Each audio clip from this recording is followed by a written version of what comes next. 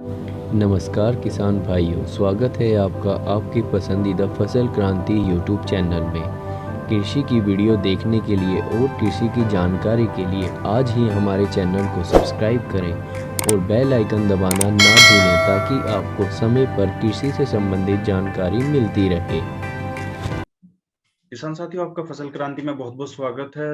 और मैं हूं इमरान, आपके साथ फसल क्रांति की ओर से। जैसे कि आप सभी को मालूम है कि समय समय पर फसल क्रांति आपके लिए कुछ ना कुछ नई जानकारी लेके आता रहता है, और खासकर टेक्नोलॉजी को लेके जब हम कृषि तकनीकियों की बात करते हैं, इसी पर हम आपके साथ जुड़े रहते हैं और चर्चा करते रहते हैं।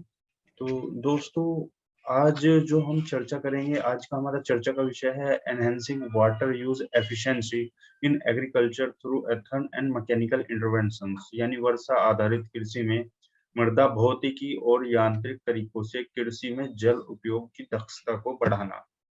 इस पर चर्चा करने के लिए जो हमारे साथ जुड़े हुए हैं, जो हमारे आज के खास मेहमान हैं, वो है mister Naveen Pratap Singh, programme lead agriculture development, SM Sehgal foundation. Sir, आपका बहुत बहुत स्वागत है फसल क्रांति के इस वेबिनार में। और मैं अनुरोध करूंगा कि आप थोड़ा सा अपने विषय में हमारे दर्शकों को बताएं। नवीन सर। सबसे पहले धन्यवाद इमरान जी, और बहुत ज्यादा धन्यवाद फसल क्रांति को। पहले से भी हम लोग एक साथ में जुड़े हैं, और अपने परिचय के साथ में मैं शुरू करता हूं। मेरा नाम नवीन प्रताप सिंह है, और बाय एजुकेशन मैं एमएससी एग्रीकल्चर हूँ, और मेरा जो सब्जेक्ट रहा है एग्रीकल्चर पढ़ाई के दौरान वो सोइल माइक्रोबायोलॉजी रहा है, जीबी पंत यूनिवर्सिटी पंतनगर से। ग्रेजुएशन मेरा एग्रीकल्चर में ही रहा है, वो मेरा सीएसए कानपुर से मैंने किया है। और 1998 से मेरी अपनी कैरियर की शुरुआत एग्रीकल्चर लाइन में ही रही है, और टाटा केमिकल्स के थ्रू मैंने अपना कैरियर शुरू किया था, जिसमें एग्री मार्केटिंग, और 2005 तक मैं टाटा केमिकल्स के साथ में रहा हूँ। उसके बाद आदित्य बिरला रिटेल, जब एक रिटेल बूम आया था तो उस दौरान मैंने आदित्य बिरला रिटेल को ज्वाइन किया था, और उसमें बैक एंड सपोर्ट पे हम लोग काम कर रहे थे। और उसमें कॉन्ट्रैक्ट फार्मिंग के थ्रू पंजाब में हमने फ्रेश वेजिटेबल्स का प्रोडक्शन फार्मर्स के साथ में मिलकर किया था, जिनको हम लोग रिटेल चेन को fresh veg direct from the farm to store हम लोग प्रोवाइड कर रहे थे। और 2008 से मैं एनजीओ कह लीजिए या फिर सोशल सेक्टर के साथ में एसोसिएटेड हूँ, और तभी से मैं इस सोशल सेक्टर के साथ में किसानों के साथ रूरल लेवल पे जो भी हमारे एक्सपीरियंसेस हैं, जो भी हमारे अनुभव रहे हैं पढ़ाई के दौरान या फिर कार्य के दौरान, उनको लेके, और जो भी नई नई रिसर्च हो रही है केवीकी के साथ में और दूसरे जो यूनिवर्सिटीज हैं, आईसीआर, एग्रीकल्चर, लोग जो भी प्रचार प्रसार का कार्य है, और जो जिससे कि एक सस्टेनेबल तरीके से फार्मर अपनी खेती कर सकता है, वो किसानों तक हम लोग पहुंचा रहे हैं। तो साथियों, ये तो रहा नवीन प्रताप सिंह जी का परिचय। और जो हम चर्चा करने वाले, जैसे कि आपको सब मैंने टॉपिक पहले ही बता दिया है कि किस विषय पर हम लोग चर्चा करेंगे। मृदा जो है बहुत मायने रखती है हमारे लिए, क्योंकि हम जो है अपनी मिट्टी से ही जो हम खाते हैं उसको मिट्टी में ही उगाते हैं, और इसी के साथ साथ हमें पूरा जो एक तरीके से फसल मिलती है और पूरा क्रॉप हम मिट्टी से ही लेते हैं। तो जैसा कि सबके सामने विषय है कि मिट्टी का स्वास्थ्य आजकल बिगड़ता जा रहा है, और बहुत सारी ऐसी कंडीशंस, ऐसी चीजें हैं जिनसे मृदा पे बहुत ज्यादा प्रभाव पड़ रहा है। तो उसी के बारे में हम सर से जानेंगे। सर, सबसे पहले मेरा सवाल आपसे रहेगा कि जो भारत की जो मिट्टी है, जो मृदा है, खासकर खेती को लेके, कि कितनी प्रकार की मिट्टियां हमारे यहाँ पाई जाती हैं और क्या क्या उनकी परिस्थितियां होती हैं। कौन सी मिट्टी कृषि के लिए सबसे ज्यादा लाभकारी होती है? बीइंग सॉइल साइंटिस्ट, मैं आपसे जानना चाहूंगा। ठीक है, बहुत अच्छा सवाल है। इस देखिए, खेती की जो जो नींव होती है वो मिट्टी होती है। तो अगर हम भारत का उसमें देखें तो बहुत ज्यादा डाइवर्सिटी है मिट्टी को लेके भी। और अगर हम देखें तो मुख्य तौर पर, अगर इसको आसान भाषा में समझें तो मुख्य तौर पे 6 तरह की मिट्टियां भारत में खेती के लिए पाई जाती है। तो उसमें अगर हम भारत के नक्शे को अगर आधार बनाएं तो सबसे ऊपर जो है हमारा जम्मू कश्मीर और जो पहाड़ी क्षेत्र है, वहां पे जो फॉरेस्ट की या फिर जो माउंटेनियस सॉइल जिसको हम बोलते हैं, जिसको पर्वतीय मृदा बोलते हैं, वो उस तरह की मिट्टी होती है। और इसका जो भी कहीं की भी जो मिट्टी होगी उसके आधार पर उसका जो है गुण और उसके जो अवगुण होते हैं वो निर्धारित होते हैं। अगर हम जम्मू कश्मीर से अगर हम बात कर रहे हैं, और जो पहाड़ी क्षेत्र है इधर आपका अरुणाचल उत्तराखंड वाला जो क्षेत्र है और हिमाचल वाला जो क्षेत्र है, इसमें जो है पर्वतीय मृदा आती है। ये जनरली जो है फाइन से कोर्स सैंड होती है, मोटी होती है, कुछ कंकर इसमें पाए जाते हैं, और ऑर्गेनिक कंटेंट इसमें नेचुरल रूप से बहुत अच्छा होता है। और इसमें जो है जो पहाड़ी जो बागवानी वाली जो फसलें हैं उस तरह की, जैसे सेब है, आड़ू है, पीच है, प्लम है, ये फसलें बहुत अच्छी होती हैं। और इससे जो अगर हम देखें तो पहाड़ी क्षेत्रों से नीचे से उतर के जो नदियां आती हैं नीचे, वो अपने साथ में कुछ न्यूट्रिएंट और मिट्टी को लेके आती हैं, वो बनाती हैं मैदानी क्षेत्र। तो ये जो है ये ठीक उसके नीचे एल्यूवियल सोइल वाला रीजन आता है। तो ये जो जिसको हम जलोढ़ मृदा भी बोलते हैं हिंदी में, या फिर कहीं कहीं पे जैसे जो पंजाब है और आपका हरियाणा क्षेत्र है, पश्चिमी उत्तर प्रदेश है, इस क्षेत्र में जो है ये मिट्टी पाई जाती है। और ये वैसे अगर देखा जाए तो भारत के लेवल पे ये सबसे ज्यादा उपजाऊ मिट्टी मानी जाती है, और लगभग हर फसल इसके अंदर पैदा की जा सकती है। फिर अगर हम यूपी के निचले भाग की तरफ देखें तो वहां से जो है दो तरह की मिट्टियां शुरू होती हैं। एक होती है आपकी काली मिट्टी, जिसको हम काली कपास, जो कि मध्य प्रदेश का जो क्षेत्र है और महाराष्ट्र का जो क्षेत्र है उसमें फैला है, और बिल्कुल साइड में जहाँ छत्तीसगढ़ है, बंगाल है, और इधर उड़ीसा का कुछ क्षेत्र में आपकी जो है रेड सोइल भी यहाँ पे पाई जाती है। तो ये जो काली वाली जो मिट्टी होती है ये कपास के लिए बहुत ज्यादा सुटेबल मानी जाती है, और कुछ क्षेत्रों में यहाँ पे सोयाबीन की खेती भी की जाती है। रेड वाली जो सोइल है इसके अंदर मूंगफली है, और आपका जो धान की जो खेती है वो बहुत प्रचुर मात्रा में की जाती है। और ये जनरली जो है महाराष्ट्र का जो पोर्ट वाला जो क्षेत्र है समुद्र से लगा हुआ, और कुछ क्षेत्र जो है आपका वेस्ट बंगाल का जो समुद्र से लगा हुआ क्षेत्र है, वहां पे ये अधिकतर पाई जाती है, और ये धान के लिए उपयुक्त मानी जाती है। और एक क्षेत्र में जो एक सीमित क्षेत्र में जो एक मिट्टी पाई जाती है वो है राजस्थान की, जो कि वहाँ के रेगिस्तानी क्षेत्रों में या फिर वेस्टर्न राजस्थान के क्षेत्र में, जिसको हम एरिड सोइल बोलते हैं, क्वालिटी में ये जो है कोर्स एंड होती है। इसके जो दानों का आकार या कणों का आकार बहुत मोटा होता है, और इसमें जो है जल धारण करने की क्षमता भी बहुत कम होती है, ऑर्गेनिक कंटेंट भी कम होता है, और इसमें नमक की मात्रा बाकी सोइल से ज्यादा होती है। तो इस तरह से अगर हम पूरे भारत को 6 क्षेत्रों में, अगर 6 प्रकार की मृदाओं में अगर हम डिवाइड करें, और तो उसी के आधार पर जो है वहां पे फसलों का चयन, फसल चक्र का चयन, और वहां पे फसलों का उत्पादन होता है। दर्शकों, जैसा कि सर ने जानकारी दी कि 6 प्रकार की हम जो हमारी भारतीय मृदा है उसको 6 श्रेणियों में बांट सकते हैं, 6 तरीके से कैटेगराइज कर सकते हैं। सर, जैसे कि दिन प्रतिदिन हम जानते हैं कि मृदा का जो स्वास्थ्य है वो खराब होता जा रहा है, और देश के अधिकतर हिस्सों में मिट्टी की जो उर्वरकता है, जो उसकी उर्वरक क्षमता है, वो कम होती जा रही है। तो सर, ऐसे में मैं आपसे जानना चाहूंगा कि यदि हम देश भर में बात करें तो क्या स्थिति है, किस तरीके के सुधार की आवश्यकता है इसके लिए? अच्छा सवाल है, और आज के समय में खेती को लेके ये बड़ा ही चिंता का विषय भी बना हुआ है। और देखिए, अभी 22 जुलाई 2021 की ही एक रिपोर्ट आई है। आधे से ज्यादा जो कृषि योग्य जो भूमि है वो डिग्रेडेड हो चुकी है, और जिस तरह का सिनेरियो अभी चल रहा है, केवल उत्पादन की तरफ ध्यान है, तो ज्यादा खाद का उपयोग और नॉन जुडिशियल फर्टिलाइजर यूज, यानी कि जितना फसल को चाहिए या जितनी मिट्टी की रिक्वायरमेंट है उसके हिसाब से प्रयोग खाद का ना करना, और साथ साथ जो है कुछ हम कीड़ों की रोकथाम के लिए, कुछ बीमारियों की रोकथाम के लिए जो हम केमिकल यूज करते हैं मिट्टी के अंदर, तो उसकी वजह से जो है सोइल लगातार डिग्रेड हो रही है। लगभग 55% जो भारत की सोइल है वो नाइट्रोजन में डिफिशिएंट है, कम है उसके अंदर नाइट्रोजन। लगभग 45% के अंदर फास्फोरस कम है, और आधे से ज्यादा मिट्टी के अंदर जो है ऑर्गेनिक कार्बन, यानी कि जिसको हम गोबर का कंटेंट या खाद का कंटेंट बोलते हैं, उसकी कमी हो रही है। तो अगर हम इस तरह से देखें तो जिस हिसाब से हम लोग, जो हमारे किसान भाई अधिकतर क्षेत्रों में नॉन जुडिशियल खाद का उपयोग कर रहे हैं और ऑर्गेनिक कार्बन का उपयोग कम हो रहा है, क्योंकि पशु कम हो रहे हैं, तो ऑर्गेनिक कंटेंट भी मतलब जो खाद है, देसी जो खाद है, उसकी भी मात्रा कम उपलब्ध हो रही है। तो उसकी वजह से जो सॉइल के जो करैक्टर है, जो उसकी उत्पादन क्षमता है, वो रिड्यूस हो रही है, और सॉइल की जो क्वालिटी है, जो उसकी उत्पादन करने की जो क्षमता है, वो भी डिक्रीज हो रही है। तो यानी कि जितना लागत हमारे किसान इस वक्त खाद या एग्री इनपुट के अंदर लगा रहा है, उसका उतना रिटर्न उस किसान को नहीं मिल रहा है। तो डिग्रेडेशन की स्थिति है अभी, और ये लगातार, और ये एक ऐसी चीज है कि जो धीमे धीमे डिग्रेड हो रहा है ना, कि अपने सॉइल की जो है जांच कराए और उसके हिसाब से अपना खाद का उपयोग करे, तो इसको जो है एक सस्टेनेबल तरीके से किया जा सकता है।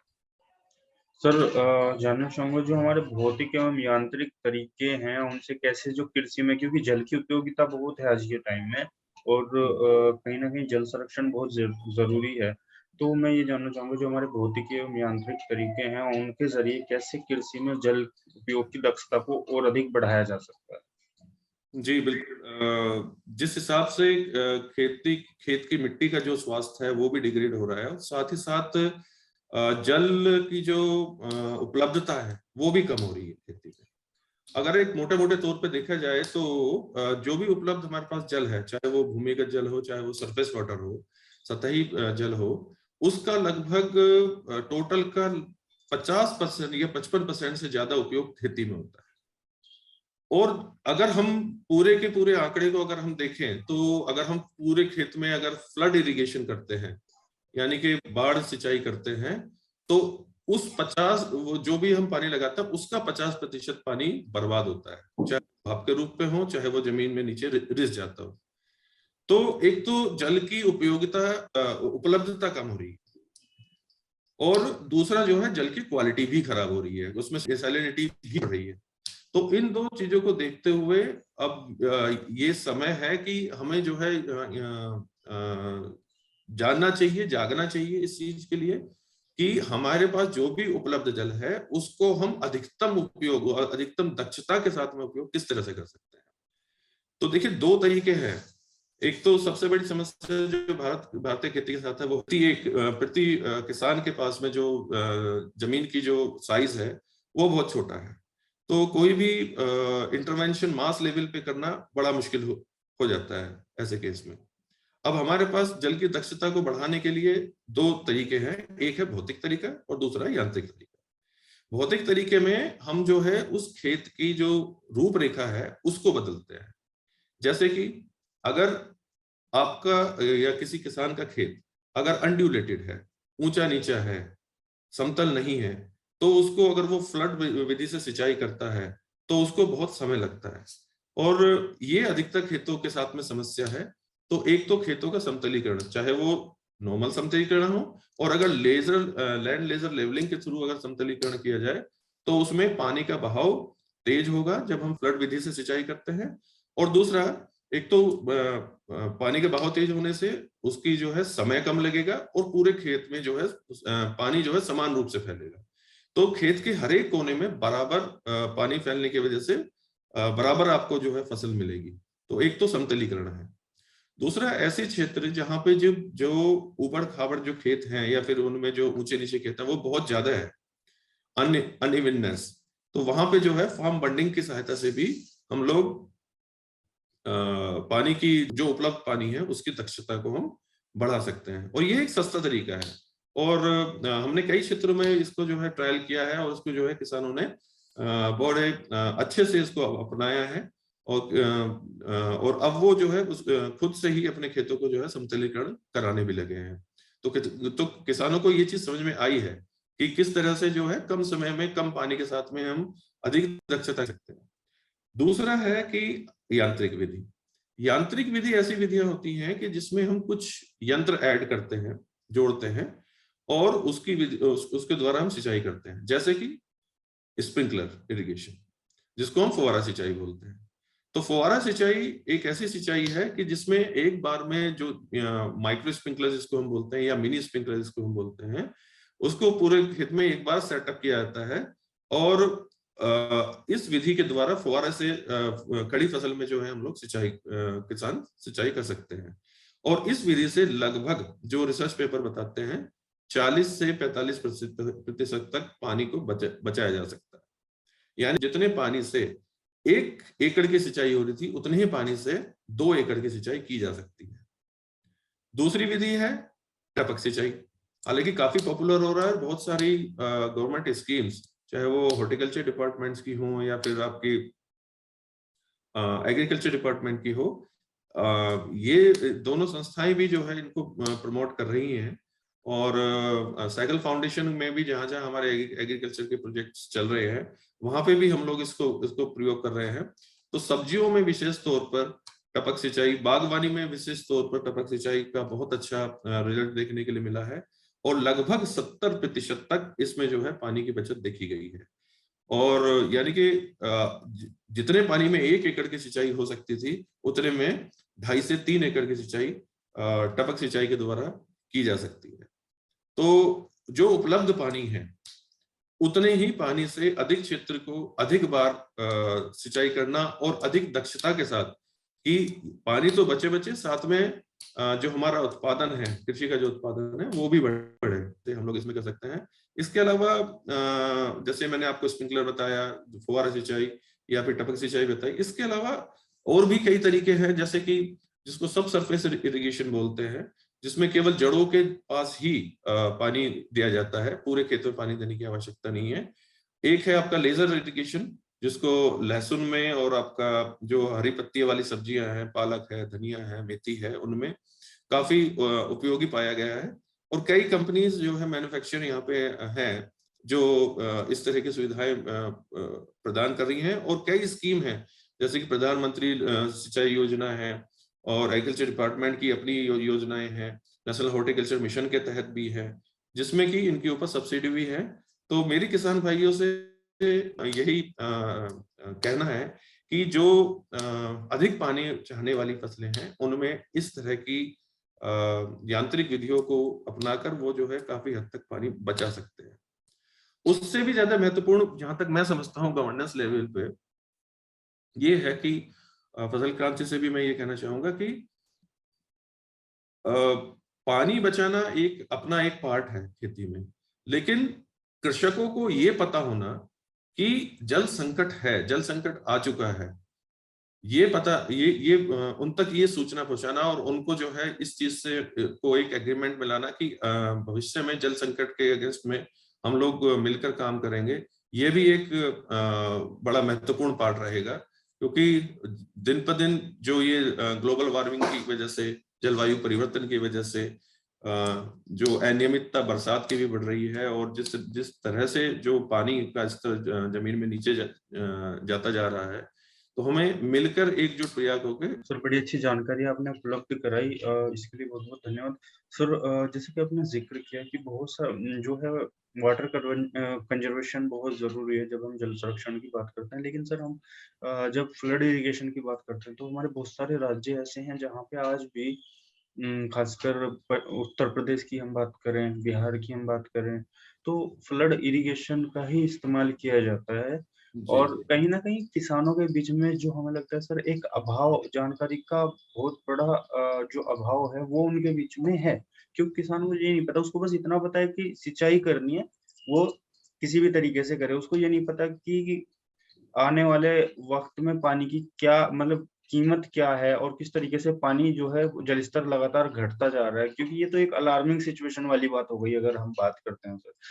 तो आपको क्या लगता है कि किसानों के बीच से इस जानकारी के अभाव को दूर करने के लिए जो है, जब हम गवर्नेंस की बात करते हैं या फिर गवर्नमेंट सेक्टर की बात करते हैं और उसमें प्राइवेट बॉडीज भी आ जाती हैं सर, तो एक साथ मिल के एकजुट होके क्या उनको ये जानकारी एक्सटेंशन का काम नहीं करना चाहिए? आपको क्या लगता है, क्या क्या कहेंगे इस पर? जी बिल्कुल, देखिए भारत की लगभग 60% जनसंख्या जो है कृषि पर आधारित है जी। और देश की अगर हम बात करें तो कोई भी सिचुएशन आई हो, चाहे वो लॉकडाउन आया हो अभी या फिर कोई भी पुराने काल में भी अगर कोई संकट आया है, तो उसमें केवल कृषि ही एक ऐसा पार्ट था कि जिसने इस देश को संभाला है। और जिस देश की 60 से ज्यादा प्रतिशत जनसंख्या कृषि पे आधारित है, उसको एक मोड में लाना, उसके खेत में या आपकी खेती में या आपके देश में जो है जल संकट है, तो उसके लिए विभिन्न जो डिपार्टमेंट्स हैं, चाहे वो सिंचाई विभाग हो, एग्रीकल्चर डिपार्टमेंट हो, हॉर्टिकल्चर डिपार्टमेंट हो, या फिर सोशल सेक्टर की जो ऑर्गेनाइजेशंस हैं वो हो, या फिर जो मैन्युफैक्चरर हैं जो माइक्रो इरिगेशन को प्रमोट कर रही हैं, ये लोग मिलकर काम कर रहे हैं। और काफी ऐसे क्षेत्र जो कि डार्क जोन में आते हैं, जैसे कि आपका दक्षिणी हरियाणा है, या फिर आपका राजस्थान का जो पूर्वी राजस्थान है, ऐसे क्षेत्र पर्टिकुलरली वहां पे जो है काफी लोगों ने और काफी एजेंसीज ने इस चीज को मिलके किया है। तो आज कई क्षेत्रों में जो है हमें इसका अडॉप्शन मिलता है कि वो लोग माइक्रो इरिगेशन का और आपका खेत के समतलीकरण का जो कार्य है, जो किसान है वो अपने लेवल से कर रहे हैं।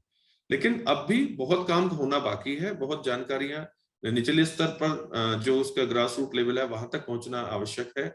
और इसको प्रभावी रूप से करने के लिए वाटर बजटिंग जैसी एक्सरसाइज हम लोग कर सकते हैं, जो कि एक सूचक होगा उनके लिए वहां के किसी भी गांव को चेताने के लिए कि भाई आपके गांव में जल संकट की अवस्था आ चुकी है, उपलब्ध इतना है, आप लोग प्रयोग इतना करते हैं, और इस तरह से देखा जाए तो कितना वो माइनस में या फिर प्लस में है, उसको समझाना बहुत जरूरी है। तो विलेज लेवल पे, ग्रास रूट लेवल पे सभी एजेंसीज को एक साथ मिलके ये काम करना होगा। और इसमें मुख्य भूमिका जो है जो ग्रास रूट प्लेयर्स हैं या फिर जो सोशल सेक्टर्स हैं वो इसको कर रहे हैं, और इसका प्रभाव भी देखने के लिए मिल रहा है, लेकिन अब भी बहुत काम बाकी है इसमें। जी बिल्कुल सर, बहुत ये आपने बहुत अच्छी बात कही है सर।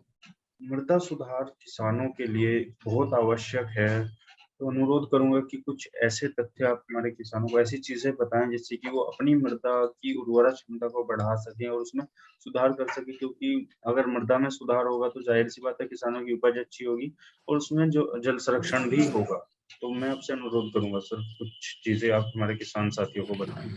जी जी जी, देखिए ग्लोबल वार्मिंग मैंने अभी एक फैक्टर बताया कि जो जलवायु परिवर्तन हो रहा है, बारिश की जो पहले सीजन्स थे वो शिफ्ट हो रहे हैं, जब सीजन नहीं होना चाहिए उस वक्त बारिश हो रही है।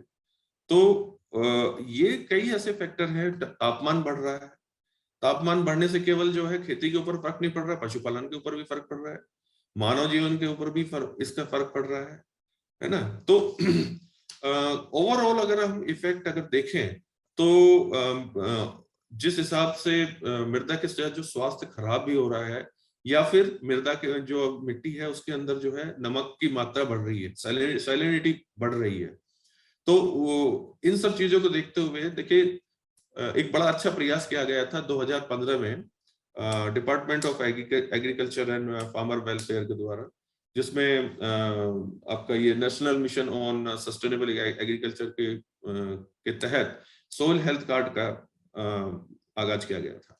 तो सोइल हेल्थ कार्ड में जो इसमें जो टेस्टिंग रिपोर्ट की गई बहुत इंटेंसिव लेवल पे इसमें जो है, और बड़ा प्रभावशाली ये इंटरवेंशन रहा है, जिससे ये निकल के आया कि आधे से ज्यादा जो सोइल है हमारी, जो हमारी मिट्टियां हैं, वो ऑर्गेनिक कार्बन में डिफिशिएंट है, और नाइट्रोजन में डिफिशिएंट है, फास्फोरस में डिफिशिएंट है। किसान अगर मोटे मोटे तौर पे अगर खाद यूज करता है तो 2 ही खाद यूज करता है, एक डीएपी होता आ रहा है, लेकिन तब भी अगर हम सोइल टेस्ट कराते हैं तो उसमें जो है नाइट्रोजन डिफिशिएंट आता है, नाइट्रोजन की कमी बताता है, फास्फोरस की कमी बताता है। तो इसका जो एक मेन कारण है वो ये है कि हमने जो है पूरी सोइल का जो इकोसिस्टम है उसको डिस्टर्ब कर दिया है। यानी कि ऊपर से हम कुछ भी डालें, लेकिन हमारा फसल कितना ले पा रही है, ये एक महत्वपूर्ण बात है। मान लीजिए कि अगर किसान ने 100 रुपए का उसमें खाद लगाया है और अगर 80 रुपए का भी उसको फायदा नहीं होता, तो फिर उसकी इनपुट लागत बहुत ज्यादा बढ़ जाती है। और आज की स्थिति यह है कि उसको 50 रुपए का जो 100 रुपए की लागत में 50 रुपए का भी रिटर्न उसको बामुश्किल मिल रहा है ना। तो सॉइल हेल्थ को सुधारने के लिए सबसे पहले जो मेन कंपोनेंट होता है इसकी, जो ऑर्गेनिक कार्बन वाला जो पार्ट है, और इलेक्ट्रिकल कंडक्टिविटी वाला जो पार्ट है उसको सुधारना पड़ेगा, यानी कि उसके जो विद्युत चालकता, ये सब चीजें जो है सोइल हेल्थ कार्ड में दी होती है। लेकिन सोइल हेल्थ कार्ड बना, सोइल हेल्थ कार्ड को कितने लोगों ने समझा? कृषक लेवल पे प्रयास किए गए हैं, मीटिंग के दौरान जो है किसानों को समझाया भी गई है चीजें।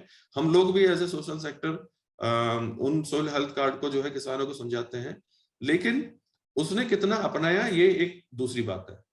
तो अगर उस सोइल हेल्थ कार्ड के हिसाब से जो वो सोइल हेल्थ कार्ड बने हैं, उससे जो रिपोर्ट उसके निकल के आई है, उसके हिसाब से अगर किसान अपने खेत में गोबर की खाद, यूरिया या डीएपी की मात्रा या पोटाश की मात्रा या अन्य दूसरे तत्वों की मात्रा का उपयोग करेगा, तो निश्चित रूप से जो है वो अपने जमीन से जो है लंबे समय तक खेती कर पाएगा और सस्टेनेबल ढंग से जो है अपने उत्पादन को एक अच्छे स्तर पर रख पाएगा। दूसरा तरीका ये है क्षेत्रों में जिप्सम का उपयोग, ये एक सस्ता टिकाऊ तरीका है और जिप्सम का उपयोग करना चाहिए। दूसरा कुछ ऐसे केमिकल्स भी आ गए हैं, फर्टिलाइजर्स भी आ गए हैं कि जिनमें एसिडिटी ज्यादा है। जैसे कई बार रिकमेंडेशन होती है कि डीएपी की जगह एसएसपी का प्रयोग, क्योंकि उसके अंदर फ्री एसिड होता है। तो जहां पे सैलिनिटी है, जहां पे नमक ज्यादा है, वहां पे डीएपी की जगह एसएसपी का अगर हम प्रयोग करें तो मृदा सुधारक के रूप में के साथ साथ खाद के रूप में भी ये खाद जो है काम करती हैं। किंतु वही चीज है कि सॉइल एक डायनामिक चीज है, इसका हर मीटर पे इसका एक इकोसिस्टम चेंज होता है। तो इसके अंदर पानी भी है, इसके अंदर ठोस चीजें भी हैं, इसके अंदर पत्तियां भी हैं, इसके अंदर जड़ें भी हैं, इसके अंदर बैक्टीरिया भी है, इसके अंदर वायरस भी है, इसके अंदर फंगस भी है मिट्टी के अंदर। तो एक पूरा इकोसिस्टम है उसका। और इकोसिस्टम जो है ऑर्गेनिक कंटेंट के ऊपर बहुत ज्यादा डिपेंड करता है। अगर हमने ऑर्गेनिक कार्बन की मात्रा अगर उसमें कम है, तो निश्चित रूप से बाकी सारे सिस्टम या बाकी सारे न्यूट्रिएंट्स की उपलब्धता पे फर्क पड़ेगा, नेगेटिव फर्क पड़ता है बल्कि। तो जो हमारे ये है सोइल हेल्थ कार्ड है, इसके आधार पर हम उसमें गोबर की खाद या फिर कंपोस्ट खाद का प्रयोग अवश्य करें। जहां पे धान और गेहूं का जो चक्कर है, उसमें जो है हम जो पराली है या जो फसल अवशेष है उसको दोबारा से मिट्टी के अंदर ही मिला सकते हैं, उनको वहीं पे सड़ा के उसकी जो ऑर्गेनिक जो कंटेंट की मात्रा है उसको बरकरार रख सकते हैं। तो मेरा मानना यह है कि सोइल हेल्थ कार्ड के आधार पर उसको समझकर केवीएसके से संपर्क कीजिए, यूनिवर्सिटी से संपर्क कीजिए। बहुत ही उपयोगी जानकारी सर आपने हमारे दर्शकों को उपलब्ध कराई है। और दर्शकों जैसे कि सर ने बताया, जो आपके पास सोइल हेल्थ कार्ड है वो बहुत ही उपयोगी है। और समय समय पर आपको जो है चाहिए कि आप जो आपकी खेती की भूमि है उसका मृदा जांच जरूर कराएं, क्योंकि अगर आपको सही से खेती करनी है और सही जानकारी कितना उर्वरक उसमें जरूरी है और किन किन एलिमेंट की रिक्वायरमेंट है, वो आपको तभी पता लग सकता है जब आप सॉइल टेस्टिंग कराएंगे। तो ये बहुत सही तरीका है। और इसी के साथ साथ आप वाटर कंजर्वेशन का ख्याल रखें खेती करते समय। जरूरी है कि गवर्नमेंट भी प्रमोट कर रही है जो हमारा ड्रिप इरिगेशन सिस्टम है। इसके साथ ही जो है सरकार की तरफ से सब्सिडी भी इस पर उपलब्ध है। तो कोशिश करें कि आप जो है अपने खेतों में सिंचाई के लिए ड्रिप इरिगेशन सिस्टम को अपनाएं। सर, अंत में चलते चलते आपसे मेरा अंतिम सवाल है कि यदि कोई जो हमारे दर्शक हैं, हमारे किसान भाई हैं, उनको आप एसएम सहगल फाउंडेशन की ओर से कोई संदेश देना चाहें या कुछ बताना चाहें चीजें, तो वो आप बता सकते हैं। जी बिल्कुल। मेरा अपने किसान भाइयों से यही गुजारिश है, और मैं ये हमेशा बोलता हूँ कि जो मिट्टी है और ये जो प्राकृतिक जल है, ये हमें अपने पूर्वजों से मिला है, और इसका समुचित उपयोग, अच्छा उपयोग और दक्षता के साथ में उपयोग करना हमारा कर्तव्य बनता है। क्योंकि यही जल हम जो है या यही जो मिट्टी है, यही हम अपने बच्चों को देके जाएंगे। तो बड़ा महत्वपूर्ण है कि जो हमें मिला है उसको जो है उतनी ही सुरक्षित रूप से हम अपने आने वाली संतानों को दें। और जहां मुखर हो गई है और बड़ी आसानी से जो है आपको यूट्यूब पे या फसल क्रांति के चैनल के जरिए या एसएम सहगल फाउंडेशन के जो यूट्यूब्स हैं, जो पोर्टल्स हैं, उसके जरिए अब तक हम लोग भेजते हैं। उनको देखिए, उनको अपनाइए, क्योंकि वो जो जो जानकारियां हैं वो वैज्ञानिक रूप से टेस्टेड हैं और हर जगह पे जो है वो अपना एक पॉजिटिव इम्पैक्ट डालती हैं। तो यही मेरी गुजारिश है कि जागरूक बनिए और जो भी सरकार की जो स्कीम्स हैं, चाहे वो सिंचाई को लेके हो, कृषि यंत्रों को लेके हो, चाहे वो कृषि विपणन को लेके हो, उनके बारे में आप जागरूक बने, उनको आप देखिए साइट्स के ऊपर जाके, अखबारों में, जिससे कि आप अपने खेती को एक लंबे समय तक एक सस्टेनेबल ढंग से और एक स्वस्थ ढंग से लंबे समय तक कर सके। तो मेरे प्यारे दर्शकों, नवीन प्रताप सिंह सर ने जो है जानकारी जो दी है, बहुत ही उपयोगी जानकारी है। आप सभी से अनुरोध करूंगा कि आप इसको अमल में लेके आए और जो चीजें सर ने बताई हैं उन सब का ख्याल रखें, क्योंकि अगर एक अच्छे तरीके से खेती करनी है तो वो ये सारी चीजें बहुत ज्यादा जरूरी हैं। क्योंकि आप सभी को मालूम है कि हम लोग मिट्टी के ही बने हुए हैं, मिट्टी से ही हम लोग खाते हैं और अंत में इस मिट्टी में ही हमें मिल जाना है। तो अगर हम अपने खेतों की, अपने देश की मिट्टी का ख्याल रखेंगे तो ये मिट्टी हमारा ख्याल रखेगी। तो आपसे यही अनुरोध है दोस्तों कि जो उचित प्रबंध हैं मृदा संरक्षण के लिए, जल संरक्षण के लिए, वो आप खेती के दौरान अपनाएं, उनको अमल में लेके आए। और सर से अनुरोध करूंगा कि सर, जिस तरीके से आप हमारे साथ जुड़े हैं, आगे भविष्य में भी आप इसी तरीके से जुड़ते रहें और हमारे दर्शकों को अच्छी जो है कृषि की जानकारी उपलब्ध कराते रहें। और आज हमारे साथ जुड़ने के लिए, हमारे दर्शकों के साथ जुड़ने के लिए आपका बहुत बहुत धन्यवाद नवीन प्रताप सर। उम्मीद है कि भविष्य में फिर एक नई चर्चा के विषय के साथ हम फिर आपसे जुड़ेंगे और दर्शकों के लिए कुछ नया लेकर आएंगे। तब तक के लिए नमस्कार, धन्यवाद। नमस्कार, धन्यवाद।